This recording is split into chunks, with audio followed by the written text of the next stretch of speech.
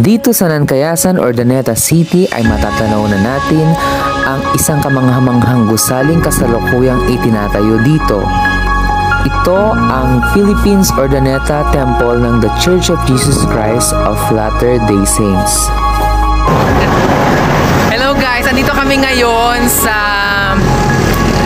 Urdaneta Temple, di ba?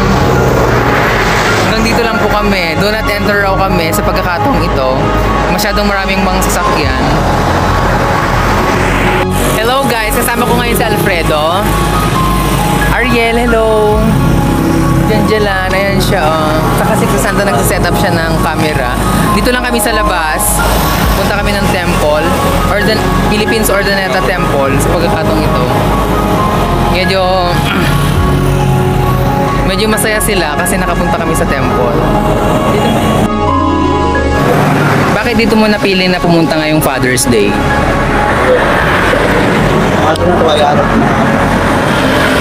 Iban sa Katoliko, ito pa rin hindi kayong araw nito para alalahanin yung kamatid sa langit. Ito yung kamatid ko sa kapitid alalahanin niya ngayong araw na ito. Father's Day, Heavenly Father. Tumatawa naman siya.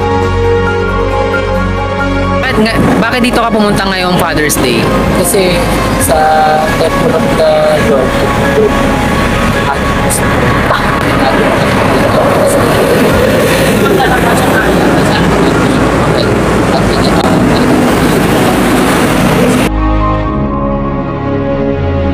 Di ba first time mo sa temple? Anong pakiramdam na nakapunta ka sa temple? Ayun, masaya ko na nakapunta po ako dito, lalong-lalo sa kaarian ng ating Ama sa Langit. Bakit dito mo napiling pumunta ngayong Father's Day? Ngayong Father's Day kasi masyadong malaki siguro na doon. Kasi hindi tatay ko. This is the Lord's house. This is the Heavenly Father's house. Kaya I'm in the Lord's business. Kaya ito ang Philippines Urdaneta Temple as of now ay almost complete na siya. Sa mga updates about sa mga bagay na ito ay you can visit the website of the Church of Jesus Christ of Latter-day Saints. Ang Urdaneta Temple, it was announced October 2, 2010. In-announce ito ng the late prophet of the Church of Jesus Christ of Latter-day Saints, President Thomas S. Monson. And as of now, makikita ninyo rito sa pagkakataong ito yung pangalan ng temple sa labas. At medyo may kailangan pang ayusin kasi hindi pa siya visible sa mga mata. Pero paglalapitan mo, dito naka-ukit yung pangalan ng simbahan at yung Urdaneta Temple. May mga landscaping na rin kaming nakikita rito sa labas at dun sa loob natatanong rin namin yung mga landscaping dito at magaganda yung mga halaman na nakalagay dito.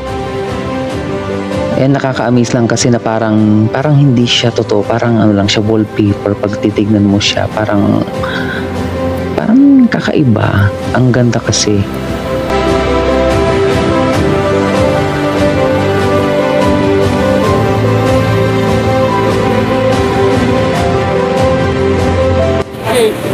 Saglit lang kami rito, nagtitiis ganda kami rito sa init ng araw basta makita lang namin ang temple. Lord, ang kakanta ng shots ko sa inyo kasi ako ang pangit, Masyado naman talaga. Mga Darius, ganito sa malayo. Bakit? Anong gagawin natin sa malayo? Ako. Ha? Picture ka? Huwag na. Dito ba na nangingit? Sakto. Dito na. Ayan, magpipicture ako si Crisanto. Yung paligid na dito na. Ah? Ko alam. Ilang minuto pa. Ginong. Legit. Mag-isip pa? Mag-DJ pa. Hindi, dandot. So yan yung ano kayo. Hello po. Mag-work po kami dito sa Urdaneta. Mag-apply kami sa ano. Ayun naman kayo guys. Wala parang ano siya o parang yung parang ano siya wallpaper.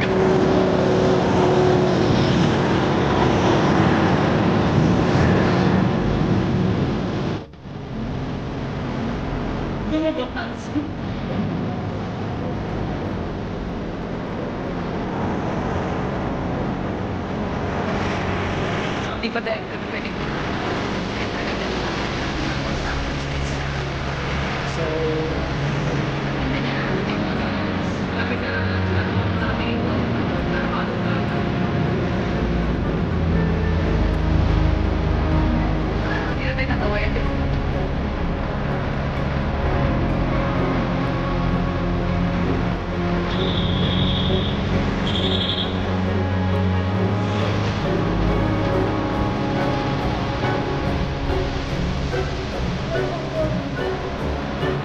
while waiting sa aming sasakyan ay experience muna namin na mag-comment, magsabi-sabi ng aming mga saloobin tungkol sa temple na napanood nyo kanina dito. And as you can see, hindi na makontain yung happiness namin dahil nakapunta kami dito sa may Urdaneta Temple. At for your information, ang tagal naming hinintay itong Urdaneta Temple na ito kasi 2010 pa ito in-announce, and we are so excited na magamit na namin at makapag-perform na kami ng mga saving ordinances dito sa loob ng temple na malapit lang dito sa amin, mga 1 hour lang away from Lupao sa lugar namin dito sa Nueva Ecija. So super lapit na talaga siya. At kaya kapag may mga tao, mga non-member na makakakita ng building nito, ay talagang na-amaze sila. May mga videos na kami napanood and parang nag-portray rin kami dito. Ano nga bang magiging reaction ng mga ibang tao kapag nakita itong building na ito?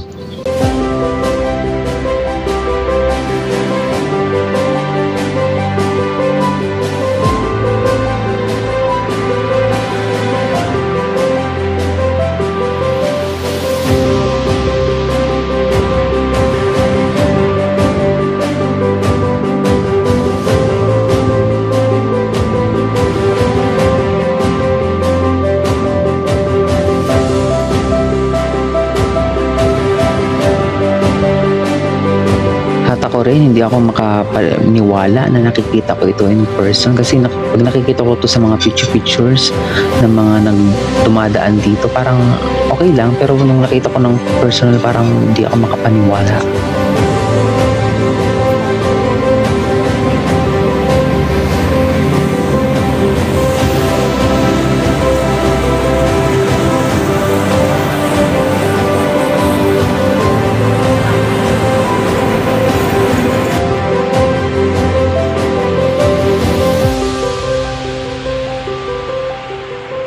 Papaalis na kami sa may temple muna. Mamaya namin siya babalikan. Ngayon po ay magbibisita kami ng mga member dito. Cheers! Hanggang magbubukas na. Hindi ko rin alam kung kailan. Pero hindi pa siya tapos Yan lang siya sa may side. Parang ano lang siya dyan tinalpak.